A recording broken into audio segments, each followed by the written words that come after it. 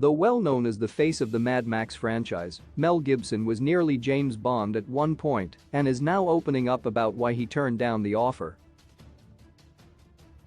The role of James Bond is not an easy one, and the casting for Agent 007 is a challenge that is faced every couple of years.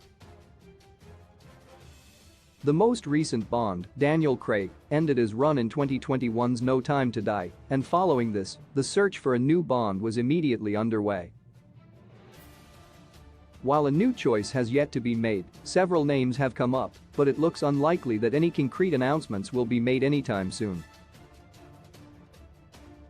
For years, numerous names were tossed around for Bond, many of whom would never get the part, including Michael Caine, Terrence Stamp, James Brolin, Sam Neill and Clive Owen. Some would audition early in their careers, but never get it until much later, such as the case with Timothy Dalton and Pierce Brosnan. The most famous case is that of actor Idris Elba, who was open to accepting the part of James Bond, but with every passing year, slowly has started to lose interest in the role, recently admitting that he feels he would not be able to commit to portraying such a character for such a long term, and he's not the only one to feel this concern. In an interview with Joblo, Mel Gibson revealed that he was approached to portray James Bond, but turned it down.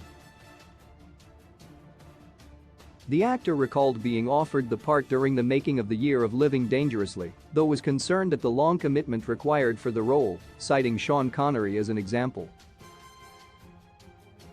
See what Gibson explained below. How Mel Gibson would have been different. Craig's Bond. Mel Gibson is known for being a very serious filmmaker in Hollywood, having become a household name with the Mad Max movies. He would go on to take on more serious projects before entering the world of directing films, starting with The Man Without a Face. He would later take on more epic projects such as Braveheart, The Passion of the Christ and Apocalypto. Being methodical in his approach to directing and starring, taking on the role of James Bond at such a young age would have been a very different experience for Gibson.